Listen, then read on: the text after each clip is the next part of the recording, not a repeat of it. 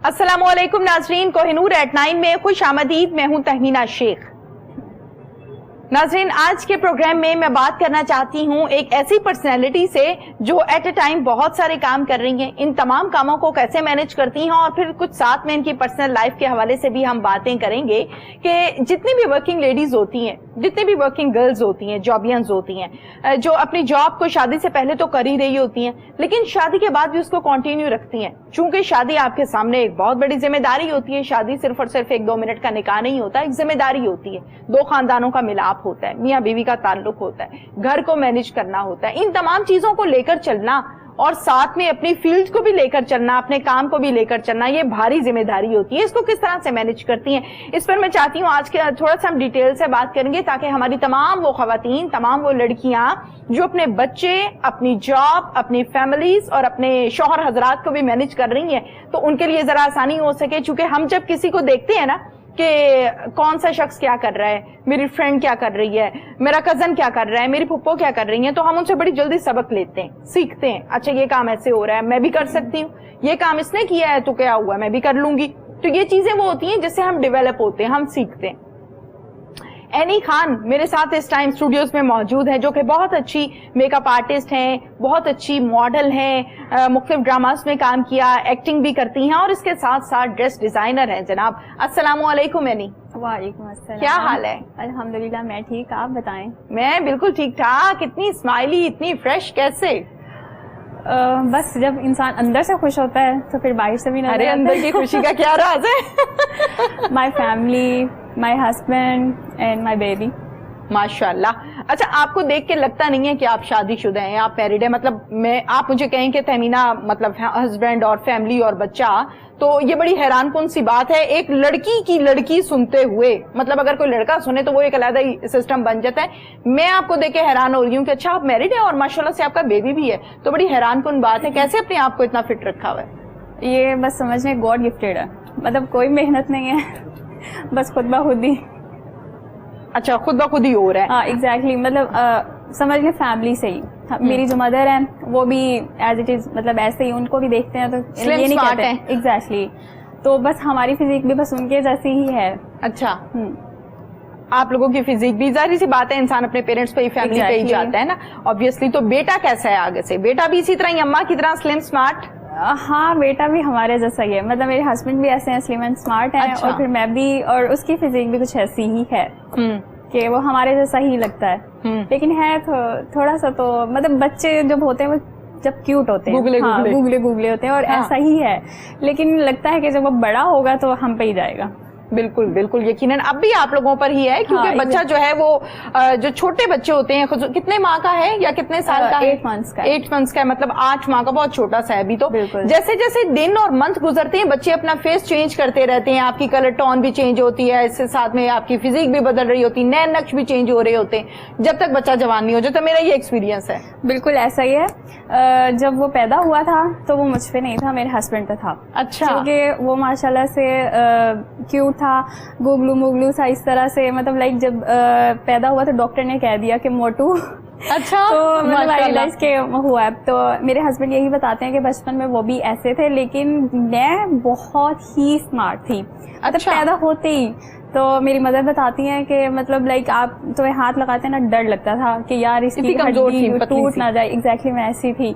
अच्छा। तो फिर मैंने शुक्र किया कि शुक्र है ये मुझ पे नहीं गया। उसके बाद भी उसकी सेहत थोड़ी अच्छी होगी, लेकिन अब जब वो ग्रोथ कर रहा है तो अब लगता है कि वो ना, मतलब हम पे ही जाएगा। जब बड़ा होगा तो थोड़ा स्लिम एंड स्मार्ट ही बनेगा।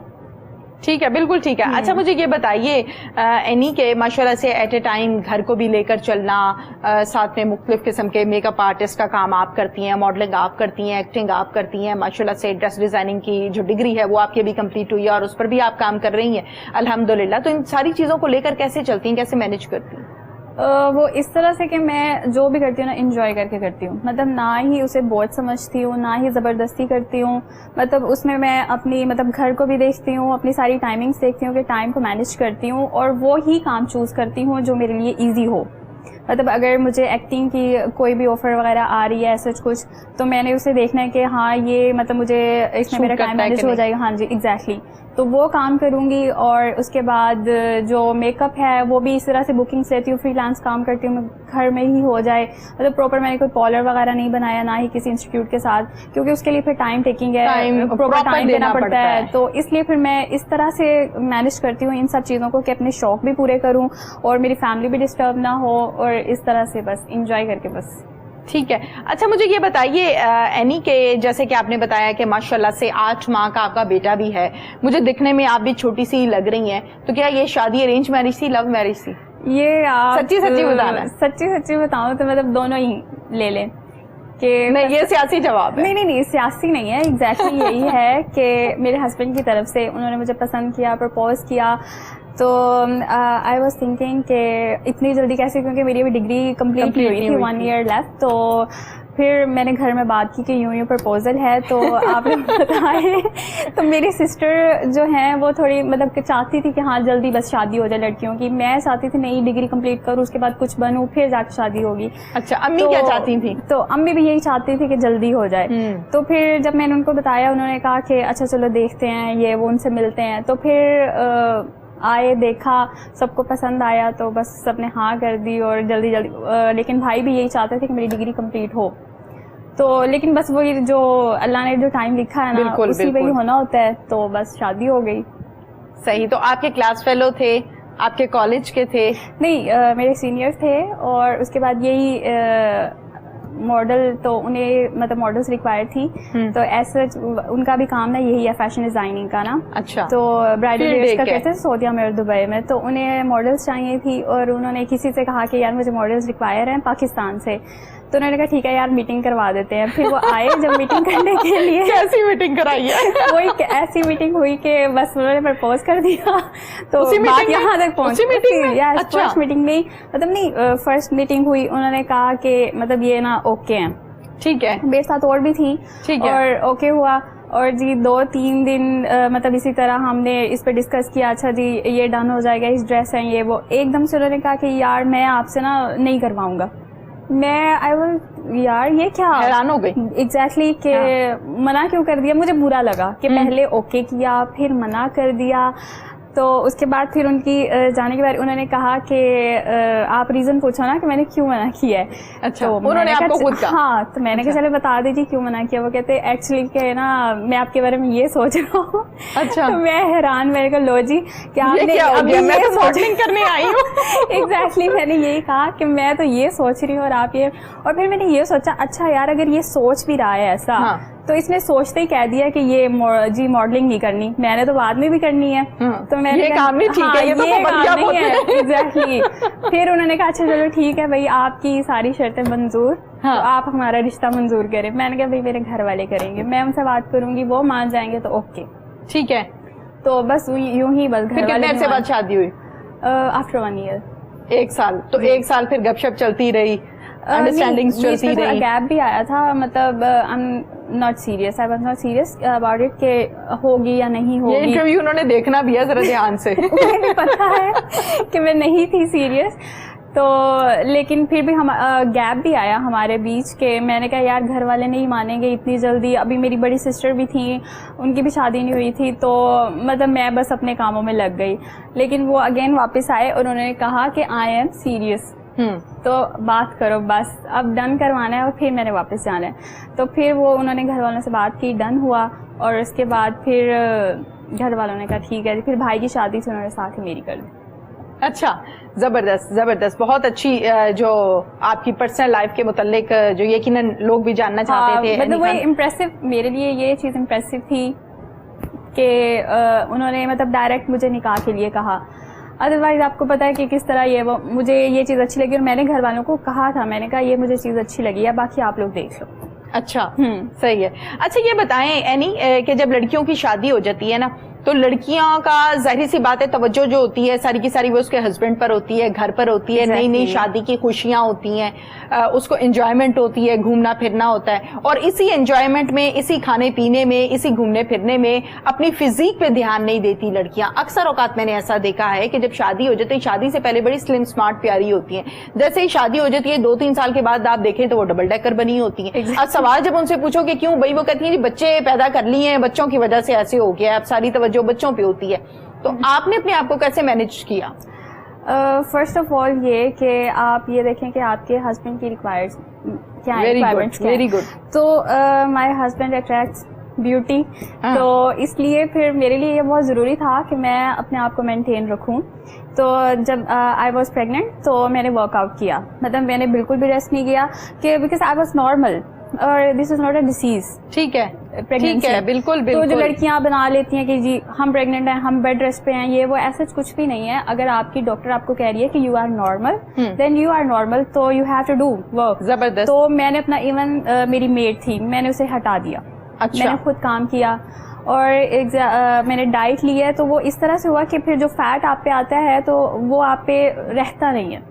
ठीक है, तो वो परमानेंट नहीं होता। अगर आप उस बस खा रहे हो बेड पे, वो परमानेंट हो जाता है। बिल्कुल। तो इस वजह से भी कि मैंने थ्रू आउट प्रेगनेंसी मैंने काम किया और वॉक की सब कुछ, और उसके बाद इवन आफ्टर प्रेगनेंसी भी मैंने इतना ज़्यादा रेस्ट नहीं किया, उसके बाद भी मैं बस काम स्टार्ट कर दिया, वॉक वगैरह।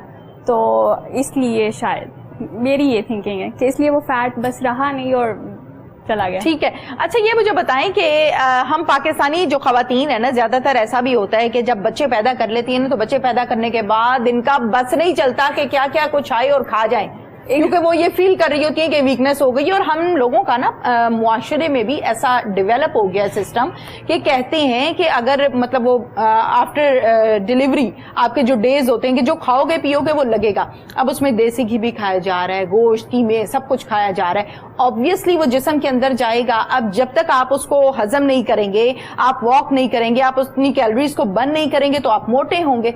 तो वो सीजन कैसा रहा?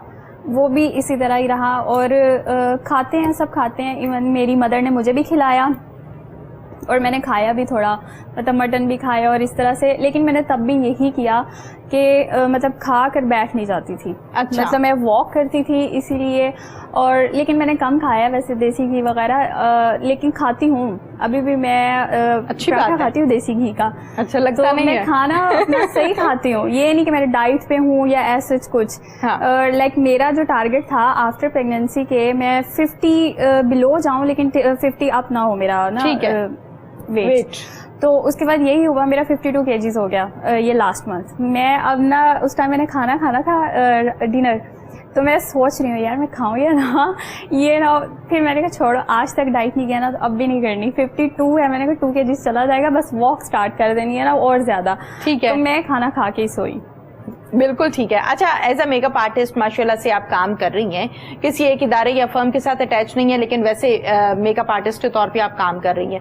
ये बताइए कि मेकअप की वो चंद टिप्स, एक लड़की जिसको मेकअप नहीं करना आता, अब उसको घर से जाना है, बहुत सी लड़कियां ऐसी होती हैं हमें जिनको मेकअप नहीं करना आता, जो फील्ड में नहीं होती, जो घरेलू खवातीन, घरेलू लड़कियां होती हैं, उनको मेकअप नहीं करना आता। जब कहीं जाना पड़े तो फिर बहुत मसला हो रहा होता है कि पार्लर चले जाएं, सैलून चले जाएं, कोई आके मेकअप कर दे, बहन कर दे, नहीं हो पाता। तो उनके लिए क्या टिप्स हैं? उनके लिए ये देखो, अपने आप को थोड़े से टाइम में कैसे कैरी किया जाए? आपके पास कंसीलर होना चाहिए। ठीक है। और मतलब इतना तो लड़कियों को आज पता है ना कि कंसीलर क्या है, फाउंडेशन क्या है, बस ये कि उसको बस आए मेकअप पे आके आपको ना कलर्स के साथ प्ले करना थोड़ा मुश्किल हो जाता है जिनको नहीं आता है मेकअप। तो आप एक अच्छी सी बीबी क्रीम ही ले लें, वो लगाएं, एक कंसीलर लगाएं, उससे आप अपना फेस कंसील कर लें अच्छे से, तो समझ लें आपके। और अगर फिक्सिंग के लिए आप लूज पाउडर यूज़ कर लें। और उसके बाद आपको अगर बाकी कलर्स के साथ प्ले नहीं करना आता है तो जो न्यूड कलर्स होते हैं, ठीक है, वो मतलब उसमें थोड़ी बहुत खामी हो तो वो छुप भी जाती है। एग्जैक्टली वो इतना शो आउट नहीं होते हैं, तो इतने उसको आप लें, न्यूट्रलाइज करें अपनी आईज को। और एक अच्छा सा कोई मतलब शिमरी कलर्स होते हैं थोड़ा सा उसको देने के लिए, तो पॉप अप करने के लिए, तो आप वो लगाएं। उसके बाद मस्कारा लगाएं, आप रेडी, आप तैयार हैं। बिल्कुल, वो बहुत अच्छी लुक आ जाती है। और इवन वो आप ये वाला जो लुक है ना, आप किसी भी इवेंट पे यूज कर सकते हैं। जिसको मेकअप नहीं आता है, जिनको प्ले करना आता है वो करें।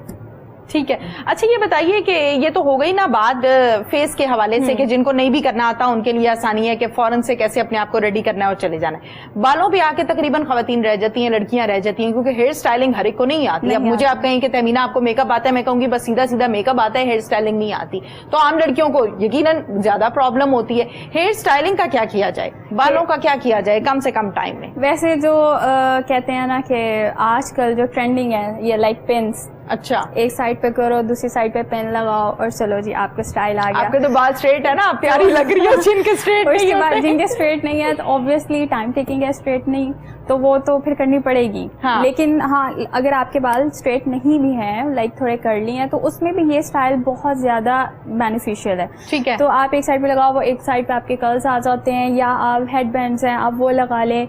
इस तरह से आप बस कैरी कर सकती हैं इन हेयर्स को भी जो थोड़े फ्रीजी होते हैं। ठीक है, हाँ बिल्कुल, फूले फूले वॉल्यूम वाले। अच्छा ये बताइए, मेकअप आर्टिस्ट जो होता है वो यकीनन ऐसा होता है कि उसको बालों पे भी मुहारत हासिल होती है, वो आपके फेस को कुछ से कुछ बना देता है, उसके हाथ में होता है कि फेस को स्लिम दिखाना है या हेल्दी दिखाना है, ये सारा कंटूर का कमाल होता है।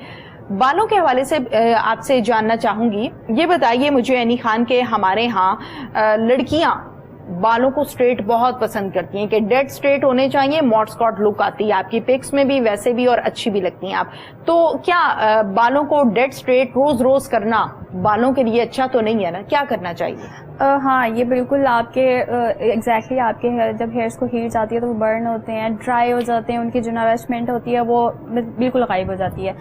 तो उसके लिए आपको चाहिए कि ऑयलिंग, ये तो आप समझ लें कि सदियों पुराना ये टोटका है। ऑयलिंग बहुत ज़रूरी है आपके बालों के लिए, आपको करनी चाहिए। अगर आप डेली नहीं कर सकते हो तो वंस अ वीक तो आपको मस्ट करनी चाहिए। और उसके बाद हेयर मास्क हैं जो बहुत सारे आए हैं। एग्जैक्टली, अगर आप अफोर्डेबल भी हैं और एक्सपेंसिव भी हैं, तो अगर कोई खर्च करना चाहता है तो कर ले, अगर नहीं करना चाहता तो घरेलू टोटके भी हैं जो कि आपके पास मतलब फ्रूट्स हैं या कुछ भी आप उसको यूज़ करें। और लास्ट टाइम मैंने एक शो में भी बताया था इसी तरह कि आप बनाना हर घर में मौजूद होता है, ठीक है, और बड़ा इजीली मैश अवेलेबल करें, है। उसमें 2 टेबलस्पून हनी ऐड करें और अपने बालों पे ये जरा दोबारा से बता दें। बनाना 2 जी, बनाना लेने हैं, उसके बाद हनी लेना है 2 टेबलस्पून, ठीक है। बस इन 2 चीजों का मिक्स करके अपने बालों पे लगा लें। वो इतनी जबरदस्त आपके इवन हेयर जो फ्रीजी हेयर्स होते हैं, ड्राई होते हैं, मुलायम हो जाते हैं बिल्कुल, और इवन वो स्ट्रेट करता है अपने बाल। अच्छा, आपके बालों को, तो ये बहुत ज़रूरी है, आपको मास्क लगाने चाहिए। और उसके बाद हीट प्रोटेक्शन स्प्रेज भी हैं और क्रीम्स भी हैं, वो यूज़ करनी चाहिए।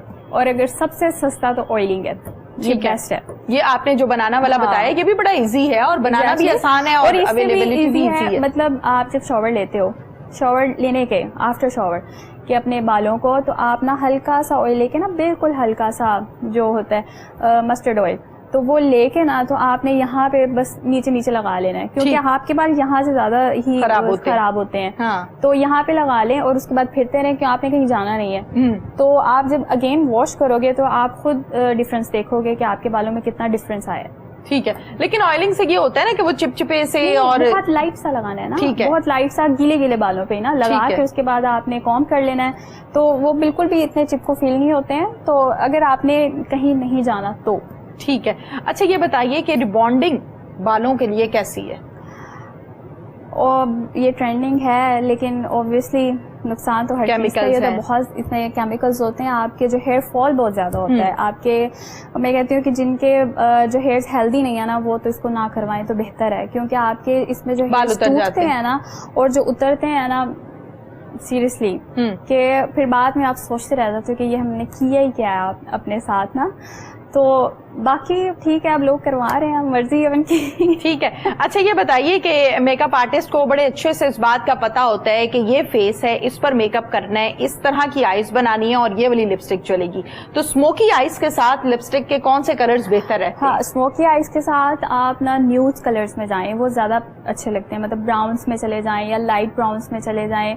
और उसके बाद ये आप रेडिश में जाते हो, तो अगर आपने ब्लैक स्मोकी आईज बनाई है तो उसके साथ आप आप डार्क रेड लगा सकते हो, वो बहुत अच्छी लगेगी। और नहीं तो लेकिन न्यूड कलर जो है ना वो स्मोकी आइज के साथ बहुत ज़्यादा सूट करते हैं। ठीक है, न्यूड शेड्स लगाने चाहिए।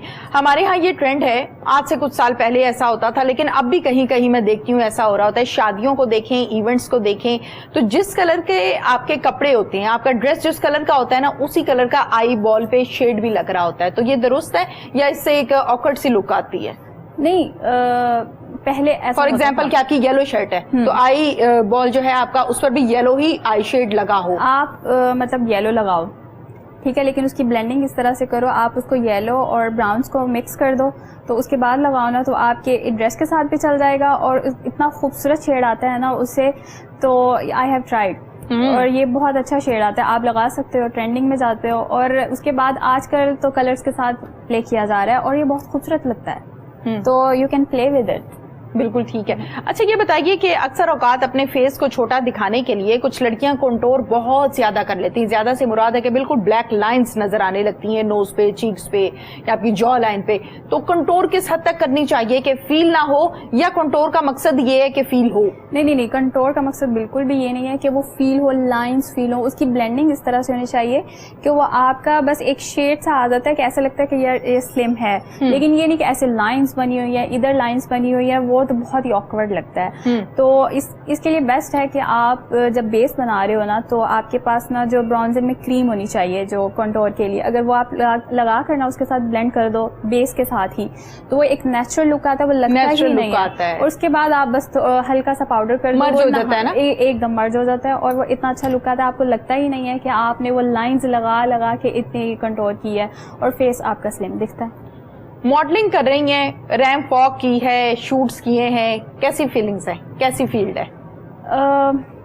साफ जाहिर है जब आपका शौक पूरा होता है तो आपको फीलिंग्स अच्छी आती हैं। हाँ। तो और मुझे स्टार्ट से ना जॉब करने का कोई शौक नहीं था। अच्छा। मतलब और उस रूटीन में आ जाना, हालांकि जो ये है ये भी बहुत हेक्टिक है ये वाली फील्ड, लेकिन मॉडलिंग वाली एग्जैक्टली है। ठीक है, मतलब आपको टाइम पे जाना है जी, जो टाइम मिल गया आपने उस टाइम पे पहुंचना है, और उसके बाद आपको फिर कोई पता नहीं है कि आप कब फ्री हो रहे हो, कब नहीं हो रहे हो। लेकिन ये कि इंजॉयबल है मेरे लिए। अच्छा, आपको मजा है? आपको तो मजा आएगा ना भाई। मैं एंजॉय करती हूँ और मुझे तो बहुत मजा आता है। ये बीच में थोड़ा गैप आया तो आई रियली मिस दैट, कि मुझे याद आता था यार मैं शूट्स पे जाती थी, ऐसे मजा आता था, तो मैं ये कहती थी बस जल्दी जल्दी अगेन स्टार्ट हो जाए। अच्छा,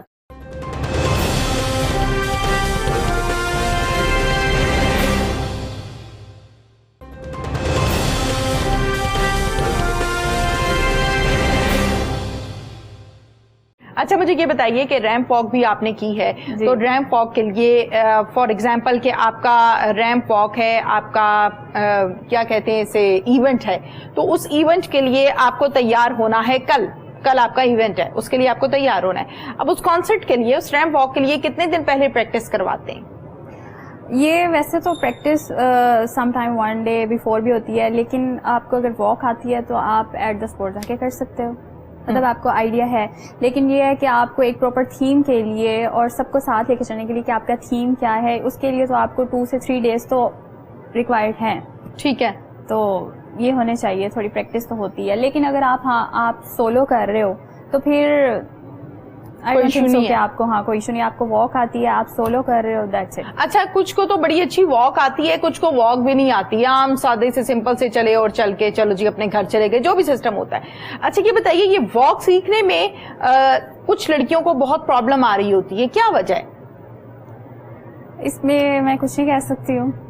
अच्छा, क्योंकि अब मैंने जब स्टार्ट की थी।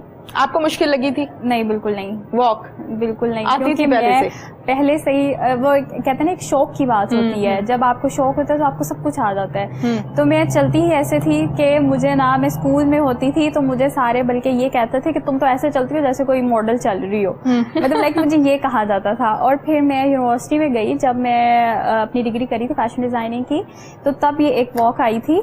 तो जब मेरा स्टार्ट हुआ इस फील्ड में, तो यूनिवर्सिटी लेवल पे, तो तब इवन मैम ने मुझे कहा कि आपकी वॉक अच्छी है। मैंने उन्हें करके नहीं दिखाई। अच्छा, कि तुम वैसे अच्छा चलती हो तो तुम बहुत अच्छी वॉक करोगी, तो यू हैव टू ट्राई। तो मैंने कहा पहले मैं कहूँ अच्छा मैं करूँ या ना, फिर मैं मतलब डबल माइंडेड। हाँ, स्कूल लेवल पे तो की हुई थी, लेकिन फिर मैंने कहा चलो ठीक है। मैम ने कहा नहीं आपने करनी है। मैंने मैम को करके दिखाई, मैम को पसंद आई, मैम ने कहा बस आप कर रही हो। जब मैंने फिर स्टेज पे चली गई तो तब बस डिसाइड कर लिया कि अब मैंने इस फील्ड में जाना है। अच्छा, तो जब फर्स्ट टाइम परफॉर्म किया स्टेज पर तो हेजिटेशन थी, डर था अंदर? हाँ, कुछ खराब ना हो जाए, exactly. कोई गलत कदम ना रख दूं, कहीं चलना खराब स्टाइल से ना चल पड़ूं, कुछ था ऐसा? हाँ, ऐसा था। जब मैं स्टेज में जाने से पहले नर्वसनेस थी कि मतलब क्या ऐसे सब लोगों के सामने, एक दो चार लोगों के सामने गलत बात होती है, तो आप जब इतने लोग बैठे हो तो मुझे फील हो रहा था कि यार मैं भूल ही ना जाऊं, मैं कहीं गिर ही ना जाऊं। हाँ, इतनी लंबी हिलाप पहन के चले रहे हो, मतलब था काफी डर। लेकिन जैसे स्टेज पे आई हूँ तो आई डोंट नो कि वो सारा डर, वो नर्वसनेस कहाँ चली गई मुझे नहीं पता। ठीक है, लेकिन बहुत अच्छा रहा, वही कॉन्फिडेंस आया मुझ पे, दैट्स वाई मैं इस फील्ड में आ गई। ठीक है। कि मैं कर अच्छा, ये बताइए कि ये तो बात हो गई ना रैंप वॉक की। अब यकीनन मॉडल्स जो होती हैं वो शूट्स भी करती हैं, ड्रेसेस के शूट्स होते हैं और उस पर बड़ा डिपेंड कर रहा होता है ब्रांड की मार्केटिंग भी और तमाम की तमाम चीजें। तो जो शूट्स हैं उसको करने में ज्यादा मजा आता है या रैंप वॉक में ज्यादा मजा आता है? शूट्स में ज्यादा मजा आता है। शूट्स में ज्यादा मजा आता है, क्यों? शूट्स में इजी होता है? इजी तो होता भी है सब कुछ और नहीं भी होता है। इसमें आपके एक्सप्रेशंस आपके बहुत मैटर करते हैं। मतलब आप ऐसे डमी बन के ना खड़े हो जाओ, आपके मतलब एक्सप्रेशंस होने चाहिए, आपकी कहाँ आपने स्माइल देनी है, कहाँ आपने इंटेंस लुक देना है, मतलब इस तरह से सारा कुछ ये मैनेज करना पड़ता है। ये आता था पहले से या बताते थे बार बार कैमरामैन के ऐसे नहीं ऐसे करो, ऐसे नहीं ऐसे हाँ, करो? थोड़ा बताते भी हैं, जैसे उन्हें चाहिए होता है वो भी गाइड करते हैं, और कुछ फिर हमारी अपनी भी होती है कि हम भी ऐसे करते हैं और फिर वो भी थोड़ा गाइड कर देते हैं, और इस तरह से बस मैनेज हो जाता है और हो जाता है। बिल्कुल ठीक है। एक्टिंग भी की है आपने और बड़ी अच्छी की है, तो मॉडलिंग और फिर साथ में एक्टिंग यकीनन थोड़ा सा मिली जुली फील्ड है, लेकिन एक्टिंग जो है वो और ही चीज है। जी, उसमें आपने अपने एक्सप्रेशंस दिखाने हैं, आपने अपनी अदाओं से, अपनी बातों से, अपनी बॉडी लैंग्वेज से अगले बंदे को अट्रैक्ट भी करना है और यकीनन उसको डांटना भी और प्यार भी करना है, क्योंकि बॉडी लैंग्वेज ही होती है आपकी एक्टिंग में। तो कैसी रही एक्टिंग की फील्ड? वो भी बहुत अच्छी, बहुत मजे, बल्कि मॉडलिंग से ज्यादा मेरी फेवरेट ये है एक्टिंग। एग्जैक्टली। तो मॉडलिंग तो बाद में आती है, लेकिन मैं इसको सबसे पहले कंटिन्यू करना चाहती हूँ कि इसको लेके पहले चलूंगी। तो ये जब मैं छोटी सी होती थी तो ये तब से ये कीड़ा है। अच्छा। हम कजन सारे मिलके तो जी आ जाओ हम ना कोई ड्रामा प्ले करते हैं, ये हीरो है, ये हीरोइन है, ये और मैं स्टार्ट से ही हीरोइन बनती थी। अच्छा। कि जी मैं हीरोइन हूँ और मेरी एक कजन होती थी वो हीरो बनती थी। अच्छा। तो इस तरह से हम जी स्टोरी प्ले करके खुद से डायलॉग बोले, खुद से इस तरह से, तो ये तब से हम करते आ रहे हैं। और फिर जब बड़ी हुई तो समझने कि मैं शुरू से बस ये लगा के बैठी थी कि मैंने इसी फील्ड में जाना है, मैंने एक्टिंग करनी है, मैंने ये करना है, बस इस तरह। तो फिर मजा आया और इंशाल्लाह कोशिश आगे करते रहेंगे। सैड रोल कभी किया है? मुझे वैसे पसंद सैड रोल्स। पसंद सैड रोल्स है? रोना आ जाता है आराम से? कैसे? कैसे? जैसे मतलब बस सिचुएशन को मतलब फेस एक्सप्रेशंस को एकदम से सेट कर लेती है, मुश्किल नहीं लगता? नहीं। अच्छा। मतलब वो बस आपको स्टोरी को फील करना होता है, कैरेक्टर को फील करना होता है, फील करके मतलब आपने वो ये सोचना है कि ये मैं ही हूँ और ये मुझ पे गुजर रही है। एग्जैक्टली, जुल्म हो रहा है। हाँ, मेरे साथ पता नहीं कितना जुल्म हो रहा है और आप उसी टाइम आपको वो फीलिंग्स आ जाती हैं तो आप कर लेते हो, बस माइंड में कुछ और ना चले, यही आप फिर आप जब आप कैरेक्टर के अंदर चले जाते हो ना तो फिर आपसे सब कुछ हो जाता है। अच्छा, अब आपकी ना डिग्री आई है, ठीक है, अब घर पे जाके डिग्री दिखानी है और मार्क्स बड़े गंदे आए हैं जिस पर बाबा की तरफ से बड़ी बेइज्जती भी होनी है कि ये क्या किया है, तो उसकी क्या एक्टिंग होनी चाहिए, क्या एक्सप्रेशंस होंगे घर जाते हुए कि ज्यादा गुस्सा भी ना आए और रिजल्ट तो दिखाना ही पड़ेगा? वो तो समझे डर वाली एक्टिंग है कि मैं डर रही हूँ। वो वो तो हम डर रहे हैं बस। सही है, हाँ। जबरदस्त। अच्छा, मुझे ये बताइए कि एक्टिंग के साथ साथ जैसे कि आपने बताया कि आपको सैड रोल्स जो हैं वो पसंद है, इसके साथ साथ जो हम बात करें खुशी के मौके होते हैं घरों में और वो ड्रामास में हम दिखा भी रहे होते हैं, तो खुशी के मौकों के या खुशी के जो डायलॉग्स होते हैं, आपका कैरेक्टर अगर ऐसा हो जिसमें नजर आ रहा है कि लड़की बड़ी जूली हुई मोली सी है और बड़ी खुशबाश सी है, तो उसमें भी मुश्किल आती है या वो भी अच्छा लगता है? नहीं, वो भी अच्छा लगता है। वो एज एक्टिंग मतलब एज ए कैरेक्टर आप जब उसको करती हैं वो समझ ले कि वो मेरा फिर रियल में ही चला जाता है, क्योंकि मैं अगर रियल में भी सैड हूँ या कुछ भी हूँ ना तो मेरा फेस ऐसे ही है। अच्छा।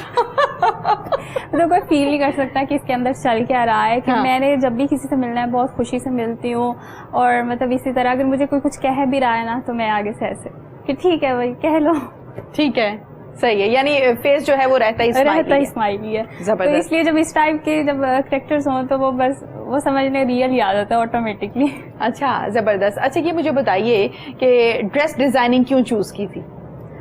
ये भी इसीलिए फैशन डिजाइनिंग क्यों हाँ, एक तो शौक था, और एक सबसे बड़ा रीजन ये था कि मुझे पढ़ने का शौक नहीं था। पढ़ने का शौक नहीं था, तो इसमें भी तो पढ़ना पड़ा ना? नहीं, हाँ, लेकिन इसमें कम, इसमें प्रैक्टिकल ज्यादा है। ठीक है, पढ़ना तो इसमें भी पढ़ा है, सब्जेक्ट्स थे हमारे, लेकिन उससे कम कि उसमें तो बस पढ़ते ही रहना है, पढ़ते ही रहना है। और ये था कि ये आपका प्रैक्टिकल था, मुझे प्रैक्टिकल वर्क ज्यादा अच्छा लगता है। तो और थोड़ा मतलब शौक भी था। मैं जब छोटी सी थी तो मेरा शौक होता था कि मैंने जी अपने जो कपड़े हैं मैंने खुद डिजाइन करने हैं, और उनको मैंने खुद स्टिच करवाना है जी, रेडीमेड नहीं लेने मैंने। तो इस तरह से फिर मैंने कहा कि मैंने फैशन डिजाइनिंग करनी है। घर वालों ने थोड़ा कहा कि नहीं, मैंने यहाँ नहीं जाना। हाँ, भाई ने थोड़ा कहा नहीं कि जी, वो मुझे चाहते थे साइकेट्रिस्ट बन जाओ।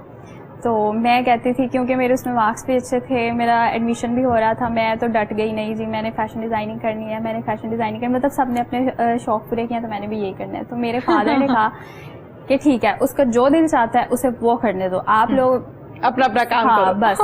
तो उन्होंने सपोर्ट किया। उसके बाद मैंने एडमिशन लिया, और फिर now I am the designer, और मजा आया। एग्जैक्टली, क्योंकि जो आप चाहते हो जब आप करते हो तो ऑब्वियसली आपको मजा आता है। और अगर पैशन हो तो मजा फिर ही आता है। एग्जैक्टली। तो इसलिए फिर बस मैंने जो भी किया अपनी मर्जी से किया, अपने शौक से किया। अच्छा, मुझे ये बताइए, जहाँ पर फैशन डिजाइनिंग की हम बात कर रहे हैं, माशाल्लाह से you are a degree holder और इस पर आप काम भी कर रही हैं। जैसे जैसे मौसम चेंज होता है, जैसे आजकल बरसात का मौसम है, इसके बाद सर्दी आ जाएगी, फिर सर्दी के बाद गर्मी आ जाएगी, जैसे जैसे मौसम चेंज होता है ड्रेसेस में चेंज कैसे लाया जाता है? वो डिजाइनर की तरफ से आता है कि अब चेंज हो जाने चाहिए कलर्स, या डिजाइनिंग इसकी, या फिर और कोई क्राइटेरिया क्या होता है? ये देखिए, इसमें हर चीज ही अपना रोल प्ले करती है। एक तो हमारे जो ले लें सोसाइटी, उनकी डिमांड्स भी मैटर करती हैं कि वो क्या चाह रही हैं। उसके बाद फिर विंटर में कलर्स जो होते हैं वो डार्क होते हैं, और समर्स में आके थोड़े लाइट से हो जाते हैं, और थोड़े लाइक ले लें कूल फ्रेश कलर्स, इस तरह से। तो फिर ये हर चीज प्ले करती है इसमें कि आप जो हमारा पाकिस्तान है इसमें मतलब चारों मौसम आते हैं, और हम इस उन्हीं के साथ, अब गर्मियों में तो आप देख लें कि हम वो तो नहीं ना पहन सकेंगे जो जर्सी स्टफ होता है, ये इस तरह से बिल्कुल भी हम नहीं वो पहन सकेंगे। हमें तो लॉन का स्टफ चाहिए जी, कॉटन चाहिए, लाइट कलर्स चाहिए जो हमें कूल भी रखें और हमें उसके बाद फैशन भी दें, स्टाइल भी दें। तो ये हर चीज मैटर करती है, और फिर जो डिजाइनर है फिर उसके अकॉर्डिंग ही वो डिजाइन करता है ड्रेसेस को, और कलर्स को भी लेके चलता है, प्ले करता है हर चीज को, ताकि कि जो डिमांड है उसको पूरा किया जा सके। आप जब डिमांड नहीं सोसाइटी की पूरी करोगे तो आपसे तो कोई भी नहीं लेगा। बिल्कुल ठीक है। तो ये बहुत मैटर करता है कि आपका जो ट्रेंड क्या है आपके कंट्री में, और उसके बाद आपसे लोग क्या चाह रहे हैं। ठीक है। गर्मियों की हम बात करें तो गर्मियों में कॉलर्स ज्यादा चलते हैं या गोल गले ज्यादा पसंद किए जाते हैं पब्लिक की तरफ से? पब्लिक की तरफ से तो गोली, लेकिन ये है कि अगर हाँ कॉलर्स भी चलते हैं, आप अगर अपने बटन डाउन शर्ट्स पहनी हो तो ऑब्वियसली आपको फिर कॉलर ही मिलेगा। तो उसके बाद लेकिन ये कि ज्यादा बे शेप में ले लें आप, जो बोट शेप होती है वो ज्यादा पसंद किए जाते हैं कि उससे थोड़ी गर्मी कम लगती है। ठीक है, बिल्कुल ठीक है। अच्छा ये बताइए, जैसे कि हम गर्मियों के कपड़ों के हवाले से बात करें, कलर्स की बात कर रहे हैं, आजकल कौन कौन से कलर्स इन है? आजकल देख लें जो मस्टर्ड कलर बहुत ज्यादा इन है। एग्जैक्टली, बहुत इन है। और वैसे तो डिफरेंट कलर्स ही देखने में आ रहे हैं, लेकिन जो लाइट जो दिल करता है वो पहन लेता है एग्जैक्टली। लेकिन जो मेरा फेवरेट है, जो मैं फोकस करती हूँ, मस्टर्ड कलर मुझे बहुत पसंद है, येलो बहुत पसंद है, मैंगो भी है, और यू नो सीजन, तो उसके बाद जो फ्रेश ग्रीन और लाइलिक कलर, लाइक ये जो लाइट इस तरह से ये कलर। बिल्कुल ठीक है। और सर्दियों में कौन कौन से कलर्स जो हैं वो ज्यादा पसंद किए जाते हैं पब्लिक की तरफ से? डार्क कलर्स पसंद किए जाते हैं। आप देखें गर्मियों में जो डार्क कलर्स हैं ना, वो जो सन हीट है वो ज्यादा आंखों को चुभते हैं। एग्जैक्टली। तो हम फिर विंटर्स में उनके साथ प्ले कर सकते हैं। हम ब्लैक कलर पहनते हैं उसमें, और उसके बाद grey, dark grey colour use करते हैं। ऑरेंज जो आप गर्मियों में नहीं पहन सकते, बहुत भड़कीला लगता है। हाँ। तो आप विंटर्स में पहन सकते हो। और उसके बाद रेड कलर है, और इस तरह के सारे ब्राउन कलर, चॉकलेट कलर, ये सारे डार्क कलर्स आप पहनते हो। और रॉयल ब्लू पहनते हो, नेवी ब्लू पहनते हो। ये विंटर्स में ये बहुत सूट करते हैं ये कलर्स। ठीक है, बिल्कुल ठीक है। अच्छा ये बताइए, जहां पर हम फैशन डिजाइनिंग की बात करें, ड्रेस डिजाइनिंग की बात करें और ब्राइड्स की बात ना करें तो मेरे ख्याल से गुफ्तगू पूरी नहीं होती है। दुल्हन जो है, कभी किसी दुल्हन का ड्रेस तैयार किया, ऑर्डर आया कि ये जरा प्लीज डिजाइन कर दें, तो फिर उसको डिजाइन करके दिया? एग्जैक्टली, ये मैंने अपनी सिस्टर का ही किया था। अच्छा। मैंने उनके वलीमा के लिए जो उनका था और बारात का, ये मैंने किया था। ठीक है जी। और उसके बाद कैसा तैयार किया था? सिस्टर की लुक देख के कि इस पे क्या सूट करेगा, या ट्रेंड क्या चल रहा है वो? ट्रेंड भी देखा था और उसकी रिक्वायरमेंट्स भी, कि उसने मुझे बताया कि मुझे ये कलर चाहिए। मतलब एक अपनी परसेप्शंस भी होती है ना कि आपको क्या करना है। ये वो जब एक डिजाइनर काम करता है, ऑब्वियसली वो अपने क्लाइंट से पूछता है कि जी उनकी रिक्वायरमेंट्स क्या है, तो फिर वो बताते हैं। तो इसी तरह सिस्टर ने कहा जी ये मैंने वलीमे पे कलर्स पहने और ये मैंने बारात पे पहने हैं। एग्जैक्टली। तो इसके अकॉर्डिंग मुझे जी बताओ डिजाइन करके क्या करना है, क्या पहनना है, ये वो इस तरह से। ठीक है। अच्छा ये बताइए कि दुल्हन को रेड कलर की हम जहां पर बात करते हैं तो कहते हैं कि जब तक दुल्हन ने रेड कलर का लहंगा नहीं ना पहना वो दुल्हन नहीं लगती, उसको रूप नहीं आता। तो ये दुरुस्त है? एक तो रेड लहंगे का कॉन्सेप्ट मैं जानना चाहती हूँ क्योंकि आप डिजाइनर हैं, और एक रेड लिपस्टिक का कॉन्सेप्ट, रेड या मैरून कह लें। रेड आप लें तो ये कॉमन भी है और कॉमन है, ये कॉमन नहीं भी है। बिकॉज आप बैक चले जाएं तो यही होता था कि जी जब शादी होती थी तब भी रेड लिपस्टिक लाल जोड़ा जाती थी और लाल जोड़ा पहना जाता था। तो ये एक बहुत, आप अगर हिस्ट्री में जाते हो तब से ये एक चलता आ रहा है और अब तक चल रहा है। अब तक चल रहा है। और एग्जैक्टली ये बीच में थोड़ा ट्रेंड चेंज हुआ था जब मेरी शादी थी, तब भी ये गोल्डन में चले गए थे। तो लेकिन अब फिर से ये बैक है रेड के। अब जितनी भी ब्राइडल्स आ रही हैं वो रेड पहन रही हैं। और ये बात सही है कि आप जब तक आप रेड जोड़ा नहीं पहनते तो आपको लगता ही नहीं है कि आप दुल्हन हो। हाँ। तो दूसरे कलर्स तो आप ऐसे भी पहन लेते हो, लेकिन ये कि रेड कलर बहुत खूबसूरत कलर है। हाँ। आप उसको वैसे भी पहन सकते हो, जरूरी नहीं है कि आपने दुल्हन बनना ही है तो पहनना है इसमें। लेकिन ये कि रेड कलर इसलिए खूबसूरत लगता है कि वो बहुत फ्रेश कलर है, उसमें दुल्हन वाकई बहुत फ्रेश लगती है, लुक से डिफरेंट होती है। एग्जैक्टली। वो कोई वलीमे पे कौन सा कलर होना चाहिए? वलीमे पे वैसे तो आप कोई भी पहन सकते हो, वो तो आपकी अपनी चॉइस है। लेकिन ये है कि थोड़ा बड़ा स्पेशल दिन होता है नहीं, मतलब जो आपकी चॉइस है। हाँ। वैसे तो लेकिन ये कि बारात पे आप जरा लगते हो शौक, वलीमे पे आप हो जाते हो थोड़ा लाइट। ठीक है। मतलब ये आप देखते हो कि ये ट्रेंड है और यही ऐसे ही होता है। और लुक्स भी आपके डिफरेंट होती है, फोटो सेक्शन भी डिफरेंट होता है क्योंकि वो सेकंड डे होता है तो उसमें आप चाहते हो कि आप थोड़ा लाइट लगो। फर्स्ट डे से तो आप वो लाइट्स में चले, लाइलिक कलर पहन लेते हो, उसके बाद पिस्ताचियो पहन लेते हो, और उसके बाद ये गोल्डन्स में भी चले जाते हो। इस टाइप के जो लाइट कलर्स हैं, पिंक है, ब्लू है, जो रॉयल ब्लू है, ये कलर्स बहुत अच्छे हैं, ये वलीमे पे पहने जा सकते हैं। बिल्कुल ठीक है। अच्छा ये बताइए कि आपने खुद बारात वाले दिन कौन से कलर का लहंगा पहना था या कौन से कलर का ड्रेस था? लहंगा पहना जी, लहंगा पहना था, गोल्डन कलर का था और उस पे मैरून कलर का दुपट्टा था। ये मैचिंग की थी। खुद की थी या ये कहा गया था कि ये वाली कर लो? नहीं, ये मैंने खुद की थी, बल्कि मैंने उनको कहा था कि उन्होंने जो शॉल वेयर की थी तो मैंने कहा तो वो आपने मैरून कलर की लेनी है, मेरा भी दुपट्टा मैरून कलर का होगा और उनका लुक्स बड़ी अच्छी आती है। तो और उनका प्रिंस कोट था वो गोल्डन कलर में था, तो इस तरह से हमने मैचिंग की थी। ठीक है। वलीमे पे भी मैंने फिर लाइट जो पर्पल कलर होता है, बहुत लाइट, वो पहना था और उसके साथ मैंने डार्क पिंक कलर का जो दुपट्टा किया था और इन्होंने रॉयल ब्लू कलर पहना था। ठीक है, बिल्कुल ठीक है। अच्छा ये बताइए एनी खान कि जहां पर हमने दूल्हा और दुल्हन के ड्रेसेस की भी बात की है, डिजाइनिंग में बात की है, इसी तरीके से मॉडल्स के जो ड्रेसेस होते हैं वो भी डिजाइनर्स तैयार करते हैं। तो मॉडल्स के जो ड्रेसेस होते हैं वो बहुत डिफरेंट होते हैं आम लाइफस्टाइल से, ऐसा है? एग्जैक्टली है ना? क्यों है ऐसा?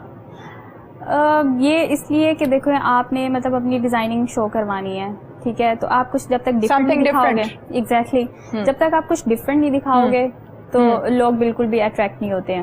वो कहते हैं यार ये तो सेम है, ये तो वैसे भी मिल रहा है। मतलब आप डिफरेंट दिखाते हो, आप अपना टैलेंट शो करते हो कि भी आप देखो कि कितना डिफरेंट कर सकते हो, वहां से आपका क्लाइंट आपसे अट्रैक्ट होता है, इंस्पायर होता है, उसके बाद वो आपके पास आता है, तो ऑब्वियसली उससे भी कुछ डिफरेंट ही चाहिए होता है। बाकी अब ऐसे मेरे साथ खुद ऐसा है कि मैं जब किसी को सेम चीज करते देखती हूँ तो मैं कहती हूँ नहीं, अब मैंने ये नहीं करनी, अब मैं डिफरेंट करूंगी। ठीक है। तो इस तरह से बस आप पहले शो कुछ करते हो सिर्फ अपना टैलेंट दिखाने के लिए, इंस्पायर करने के लिए, अट्रैक्ट करने के लिए। जब क्लाइंट आपसे इंस्पायर हो जाता है तो ऑब्वियसली फिर आप वो ही देते हो जो वो चाहता है।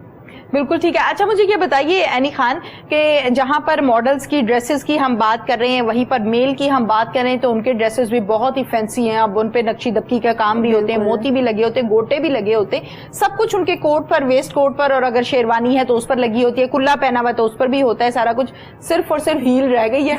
अब वो पता नहीं अगले साल ना आ जाए, ऐसा है ना? हाँ, ऐसा हो सकता है। हाँ, अच्छा ये बताएं कि आपकी तरफ से मतलब जब ऐसे मॉडल्स के साथ काम करना पड़ा या ऐसे लोग, जो कि आप ड्रेस डिजाइनर हैं, तो आपकी तरफ से क्या कमेंट्स होते हैं कि हाँ ये ठीक है, ये ट्रेंड है, चलना चाहिए, कि नहीं इसको नहीं होना चाहिए, कम होना चाहिए? क्योंकि मर्द मर्द ही दिखे तो खूबसूरत लगता है, हाँ, लड़की लड़की ही दिखे तो प्यारी लगती है। बिल्कुल आप सही कह रही हैं। कुछ ड्रेसेस मैंने भी ऐसे देखे हैं कि लाइक वो एक मैंने देखा था इंस्टाग्राम पे ही ना, फ्रॉक पहनी हुई थी लड़के ने। हाँ जी। अच्छा। शादी पे वो मुझे बिल्कुल अच्छी नहीं लगी थी। मैंने मतलब नो यार, के वो बिल्कुल भी डिसेंट लग रहा था कि कुछ फैशन ऐसे हैं कि वाकई में जो हमें नहीं ऑकवर्ड लगते हैं। एग्जैक्टली लगते हैं। तो हम एक man should be a gentleman, yes, decent. बिल्कुल सही। तो उसके लिए जो उनका है ना डिसेंट वे ड्रेसिंग का, वही करना चाहिए अकॉर्डिंग टू मी। बिल्कुल ठीक है। ये बहुत ज्यादा लड़कियों की तरह लश पश और ये भर दिया बुरा वो लगता भर है। दिया, नहीं, हाँ मुझे नहीं अच्छा लगता। ठीक है। अच्छा ये बताइए कि जैसे कि मॉडलिंग में मेकअप भी आ जाता है, आपकी सारी की सारी वो फील्ड्स हैं जो एक दूसरे के साथ कहीं ना कहीं रिलेट करती हैं। मॉडल्स का मेकअप भी होता है, मॉडल्स ड्रेस डिजाइनिंग के साथ भी अटैच होती हैं कहीं ना कहीं। इसी तरह से मॉडलिंग की बात करते हैं तो वो एक्टिंग में कहीं ना कहीं अटैचमेंट होती है। आप क्या समझती हैं कि कुछ लोग अपनी जो स्किन है उसको व्हाइट करना चाहते हैं, स्किन व्हाइटनिंग के लिए इंजेक्शंस भी लगाते हैं, टैबलेट्स भी खा रहे होते हैं, ट्यूब्स भी लगा रहे हैं, क्रीमें भी लगा रहे हैं। गोरा होना क्या खूबसूरती की निशानी? नहीं, गोरा होना नहीं, आपकी स्किन क्लियर हो, आपके फीचर्स अच्छे हैं तो फीचर जो अल्लाह ने बनाए हैं वो तो नहीं बदल सकते ना। एग्जैक्टली नहीं बदल सकते, लेकिन सम टाइम ऐसा होता है कि आप बहुत अच्छे फीचर्स होते हैं, इतनी खूबसूरत लड़कियां होती हैं, लेकिन फिर भी उन्हें ये फोबिया है कि हमने गोरा चिट्टा होना है। गोरे रंग का बहुत फोबिया है। शायद ये ट्रेंड है हमारे यहाँ के, जो गोरा है बस वही वो प्यार है। ऐसी बात नहीं है। अगर आपकी स्किन बहुत अच्छी है, स्किन हेल्दी है, आपके लुक्स अच्छे हैं तो यू आर ब्यूटीफुल। बिल्कुल ठीक है। जो लड़कियां इसके लिए मिक्स क्रीमें लगाती हैं, इंजेक्शन लगाती हैं, ये कुछ लगाती हैं, वो नहीं लगानी चाहिए। आप अच्छे आपके पास टाइम है, आप जरा समझाएं कि ये काम नहीं करना चाहिए, ये खिलाफ है, और यकीनन इससे बहुत सारी डिजीजेस भी हो जाती हैं। एग्जैक्टली होती हैं, स्किन कैंसर हो जाता है। अब ये जो फॉर्मूलाज हैं ये तो बिल्कुल यूज नहीं करते। जो लोकल क्रीम्स हैं कि जी 2 दिन में चिट्टा, 3 दिन में चिट्टा, ऐसा कुछ नहीं होता है। ठीक है, बिल्कुल ठीक है। वो क्या करती हैं क्रीम, वो आपकी जो स्किन की लेयर होती है वो ही उतार देती हैं। हाँ। वो जब अंदर से स्किन वो निकलती है तो वो जी एकदम से वो इन्हें लगता है कि हम बहुत गोरे चिट्टे हो गए हैं। ऐसा कुछ नहीं होता है। जब आप उसे छोड़ते हो तो वो आपके यहाँ पे फ्रेशनेस बढ़ जाती है, और उसके बाद आपकी स्किन जल जाती है। आप वो लेयर डे बाय डे उसकी जो होती है वो पतली होती जाती है, थिन हो जाती है। तो वो एट द एंड जब अंदर वाली लेयर निकलती है वो जल जाती है बिल्कुल भी, क्योंकि वो सन एक्सपोजर बिल्कुल भी बर्दाश्त नहीं करती है।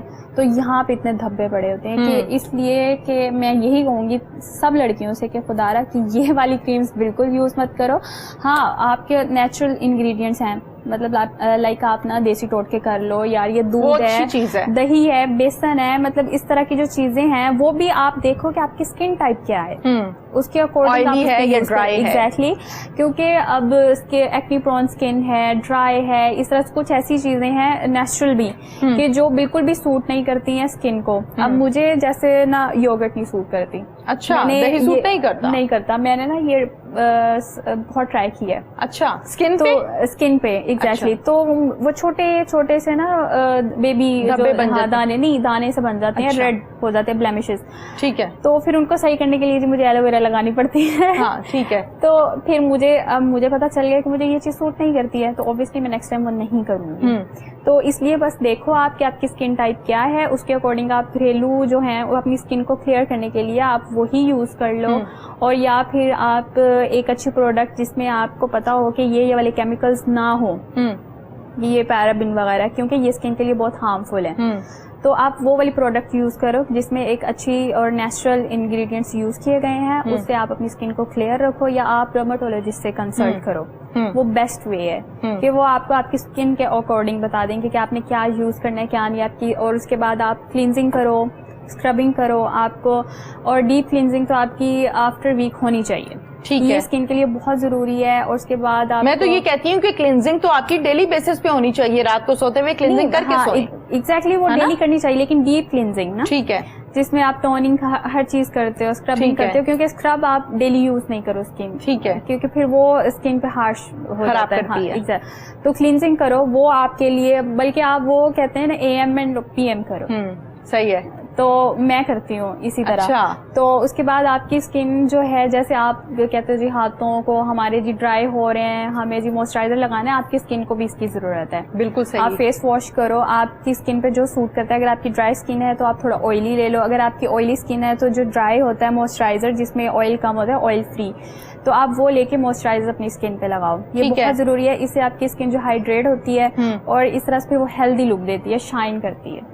ठीक है, बिल्कुल ठीक है। अच्छा, ये मुझे बताइए, जैसे कि स्किन के हवाले से हम बात कर रहे हैं, अक्सर औकात जो लोग सिर्फ और सिर्फ क्रीम्स यूज करते हैं या जो लोग मेकअप करते हैं, वो पता क्या करते हैं, वो इतने फेस पे मेकअप तो कर लेते हैं, हाथ, आपकी नेक या आपका पाँव अगर जूते में से नजर आ रहा है वो ब्लैक होगा और इतना फेस बड़ा ब्लश कर रहा होगा, बड़ा जबरदस्त शाइनी, कितना ऑकवर्ड लगता है। exactly. क्या कहेंगी इस हवाले से? इस हवाले से यही कहूंगी कि जिस तरह आप अपने फेस की केयर करते हैं, इसी तरह आपको अपनी बाकी बॉडी की भी केयर करनी चाहिए। हाथों की, गर्दन की, ये चीजें जरूरी करनी चाहिए, मैटर करती है हर चीज। मतलब आप शावर लो, ठीक है, उसके बाद अपनी पूरी बॉडी पे आप ना एक अच्छा सा मॉइस्चराइजर लगाओ, बॉडी लोशन बहुत जरूरी है इससे, क्योंकि आप जिसका हमारे यहाँ कॉन्सेप्ट ही नहीं है। एग्जैक्टली, सर्दियों में शायद कोई यूज कर लेता हो, लेकिन गर्मियों में तो बिल्कुल नहीं। आपको सर्दी है, गर्मी है, कुछ भी है, आपको अपनी स्किन को मॉइस्चराइज करना चाहिए, फुल बॉडी को करना चाहिए। ठीक है, तो आप अपनी फुल बॉडी पे मॉइस्चराइजर लगाओ और फिर कपड़े पहनो, आपको कोई प्रॉब्लम नहीं होगी। इसमें क्या है, इस तरह से आपकी स्किन खराब नहीं होगी। और अपने हाथों और पैरों को जब भी वॉश करो, आप अपना मॉइस्चराइजर रखो, जब वॉश किया लगा लो, जब वॉश किया लगा लो, ये बहुत जरूरी है। इस तरह से आपके जो हाथ हैं वो कभी भी खराब नहीं होंगे। और ना ये आप कहते हैं ना कि डार्क नकल्स हो गई हैं या इस तरह से, वो ड्राई होने की वजह से होती हैं। ठीक है। अच्छा, मुझे ये बताइए एनी खान कि आप बहुत अच्छी मेकअप आर्टिस्ट हैं, आप बहुत अच्छी मॉडल हैं, आप एक्टिंग करती हैं, एक्टर भी हैं, आप ड्रेस डिजाइनर भी हैं आप, इसके अलावा कोई ऐसी चीज है जो रह गई है कि मैं ये भी कर लूँ, ये रह गई है? हैं भी, अभी भी है? क्या क्या? तो जो मेरे फादर का भी शौक था, मेरा भी है अभी भी, लेकिन मैं करना चाहती हूँ, इंशाल्लाह आई विल। लॉ करना है। लॉ करना है जी? अभी करना है? हाँ जी, करना है, क्योंकि अभी ये डिग्री कंप्लीट हुई है, उसके बाद फिर इंशाल्लाह ये, और उसके बाद फिर एक सेकेंड। ठीक है, ठीक है। यानी लॉ करने की ख्वाहिश अभी दिल में है। हाँ, जो दबी हुई है। तो यही, और उसके बाद सिंगिंग का शौक था, मैंने ट्राई भी किया, लेकिन वो मुझे कभी नहीं आई। अब अच्छा। ये मैंने इसको छोड़ दिया कि नहीं, वो मैंने करनी ही नहीं है। ठीक है। शौक था कि देखो जैसे सब कुछ आता है, ये भी मुझे आना चाहिए, लेकिन बस ठीक है, नहीं आया। कुछ चीजें होती हैं जो आपको नहीं आती हैं और आपको ने बस फिर छोड़ देना चाहिए। नहीं, आप तो यकीनन मल्टी टैलेंटेड हैं। एनी खान, कोई मैसेज देना चाहेंगी?